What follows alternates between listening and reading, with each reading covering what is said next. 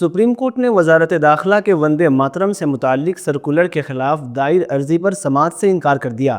عدالت نے واضح کیا کہ یہ ہدایت لازمی نہیں بلکہ اختیاری ہے، کیونکہ اس میں لفظ میں استعمال ہوا ہے جو جبر نہیں بلکہ آزادی کی نشاندہی کرتا ہے۔ چیف جسٹس سوریا کانت کی سربراہی میں بینچ نے عرضی کو قبول از وقت قرار دیا اور کہا کہ ابھی کسی امتیاز یا سزا کا ثبوت نہیں، اس لیے مداخلت کی ضرورت نہیں۔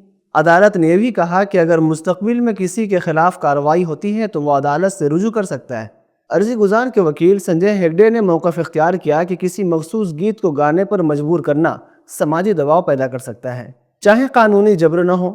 عدالت کی وضاحت کے باوجود یہ خدشہ اپنی جگہ برقرار ہے کہ عملی طور پر اختلاف رکھنے والے افراد کو سماجی دباؤ یا تنہائی کا سامنا کرنا پڑ سکتا ہے۔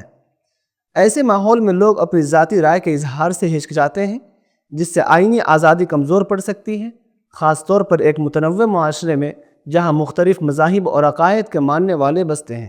ضروری ہے کہ ریاستی ہدایات نہ صرف قانونی طور پر بلکہ سماجی سطح پر بھی حساسیت کے ساتھ دی جائیں۔ کوئی بھی ایسا قدم جو کسی طبقے میں بے چینی پیدا کرے اسے احتیاط سے دیکھنے کی ضرورت ہوتی ہے۔ اگر بالخصوص مسلمانوں کے عقیدے کی بات کی جائے تو اسلامی تعلیمات کے مطابق حقیقی تعظیم اور وندنا صرف اللہ تعالیٰ کے لیے مخصوص ہے۔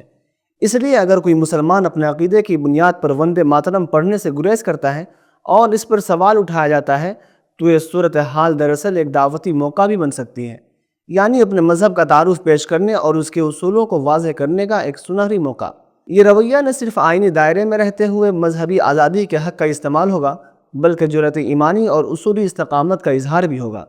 چنانچہ ضروری ہے کہ افراد کسی جبر یا اجتماعی دباؤ کا شکار ہوئے بغیر دستور ہند کے تحت حاصل اپنے بنیادی حقوق سے باوقار اور پراعتماد انداز میں استفادہ کریں۔